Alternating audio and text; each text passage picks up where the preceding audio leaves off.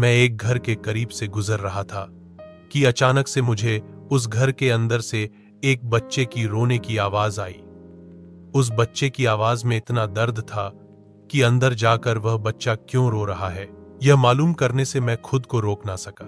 अंदर जाकर मैंने देखा कि एक मां अपने 10 साल के बेटे को आहिस्ता से मारती और बच्चे के साथ खुद भी रोने लगती। मैंने आगे होकर पूछा, बहन जी, आप इस छोटे से बच्चे को क्यों मार रही हो जबकि आप खुद भी रोती हो? उसने जवाब दिया, भाई साहब, इसके पिताजी भगवान को प्यारे हो गए हैं और हम लोग बहुत ही गरीब हैं। उनके जाने के बाद मैं लोगों के घरों में काम करके घर और इसकी पढ़ाई का खर्च बामुश्किल उठाती हूँ और यह कमबख्त स्कूल रोजाना देर से जाता है और रोजाना घर देर से आता है। जाते हुए रास्ते में कहीं खेल कूद में लग जाता है और पढ़ाई की तरफ जरा भी ध्यान नहीं देता है, जिसकी वजह से रोजाना अपनी स्कूल की वर्दी गंदी कर लेता है।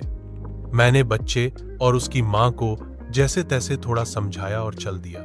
इस घटना को कुछ दिन ही बीते थे कि एक दिन सुबह सुबह कुछ काम से मैं सब्जी मंडी गया तो अचानक मेरी नजर उसी 10 साल के बच्चे पर पड़ी जो रोजाना घर से मार खाता था। मैं क्या देखता हूं कि वह बच्चा मंडी में घूम रहा है और जो दुकानदार अपनी दुकानों के लिए सब्जी खरीदकर अपनी बोरियों में डालते तो उनसे कोई सब्जी जमीन पर गिर जाती थी, वह बच्चा उसे फौरन उठाकर अपनी झोली में डाल लेता। मैं यह नजारा देखकर परेशानी में सोच रहा था कि ये चक्कर क्या है। मैं उस बच्चे का चोरी चोरी पीछा करने लगा। जब उसकी झोली सब्जी से भर गई तो वह सड़क के किनारे बैठकर उसे ऊंची ऊंची आवाजें लगाकर वह सब्जी बेचने लगा। मुंह पर मिट्टी, गंदी वर्दी और आंखों में नमी। ऐसा महसूस हो रहा था कि ऐसा दुकानदार जिंदगी में पहली बार देख रहा हूं। अचानक एक आदमी अपनी दुकान से उठा, जिसकी दुकान के सामने उस बच्चे ने अपनी नन्ही सी दुकान लगाई थी। उसने आते ही एक जोरदार लात मारकर उस नन्ही दुकान को एक ही झटके में रोड पर बिखेर दिया और बाजुओं से पकड़कर उस बच्चे को भी उठाकर धक्का दे दिया। वह बच्चा आंखों में आंसू लिए चुपचाप दोबारा अपनी सब्जी को इकट्ठा करने लगा और थोड़ी देर बाद अपनी सब्जी एक दूसरे दुकान के सामने डरते डरते लगा ली। भला हो उस शख्स का जिसकी दुकान के सामने इस बार उसने अपनी नन्ही दुकान लगाई। उस शख्स ने बच्चे को कुछ नहीं कहा। थोड़ी सी सब्जी थी, ऊपर से बाकी दुकानों से कम कीमत। जल्द ही बिक्री हो गई और वह बच्चा उठा और बाजार में एक कपड़े वाली दुकान में दाखिल हुआ और दुकानदार को वह पैसे देकर दुकान में पड़ा, अपना स्कूल बैग उठाया और बिना कुछ कहे वापस स्कूल की ओर चल पड़ा और मैं भी उसके पीछे पीछे चल रहा था। बच्चे ने रास्ते में अपना मुंह धोकर स्कूल चल दिया। मैं भी उसके पीछे स्कूल चला गया। जब वह बच्चा स्कूल गया तो 1 घंटा लेट हो चुका था, जिस पर उसके टीचर ने डंडे से उसे खूब मारा। मैंने जल्दी से जाकर टीचर को मना किया कि मासूम बच्चा है, इसे मत मारो। टीचर कहने लगे कि यह रोजाना 1-1.5 घंटे लेट से ही आता है और मैं रोजाना इसे सजा देता हूं कि डर से स्कूल वक्त पर आए और कई बार मैं इसके घर पर भी खबर दे चुका हूं। खैर, बच्चा मार खाने के बाद क्लास में बैठकर पढ़ने लगा। मैंने उसके टीचर का मोबाइल नंबर लिया और घर की तरफ चल दिया। घर पहुंचकर एहसास हुआ कि जिस काम के लिए सब्जी मंडी गया था वह तो भूल ही गया। मासूम बच्चे ने घर आकर मां से एक बार फिर मार खाई। सारी रात मेरा सर चकराता रहा।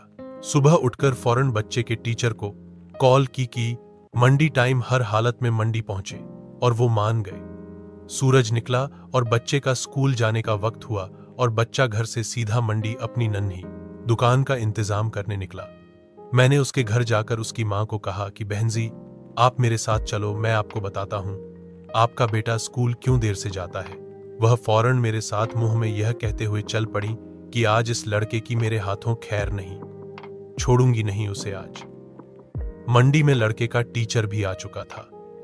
हम तीनों ने मंडी की 3 जगहों पर पोजीशन संभाल ली और उस लड़के को छुप कर देखने लगे। आज भी उसे काफी लोगों से डांट फटकार और धक्के खाने पड़े और आखिरकार वह लड़का अपनी सब्जी बेचकर कपड़े वाली दुकान पर चल दिया। अचानक मेरी नजर उसकी मां पर पड़ी तो क्या देखता हूं कि वह बहुत ही दर्द भरी सिसकियां लेकर लगातार रो रही थी और मैंने फौरन उसके टीचर की तरफ देखा तो बहुत शिद्दत से उसके आंसू बह रहे थे। दोनों के रोने में मुझे ऐसा लग रहा था जैसे उन्होंने किसी मासूम पर बहुत जुल्म किया हो और आज उनको अपनी गलती का एहसास हो रहा हो। उसकी मां रोते रोते घर चली गई और टीचर भी सिसकियां लेते हुए स्कूल चला गया। बच्चे ने दुकानदार को पैसे दिए और आज उसको दुकानदार ने एक लेडी सूट देते हुए कहा कि बेटा आज सूट के सारे पैसे पूरे हो गए हैं, अपना सूट ले लो। बच्चे ने उस सूट को पकड़कर स्कूल बैग में रखा और स्कूल चला गया। आज भी वह 1 घंटा देर से था।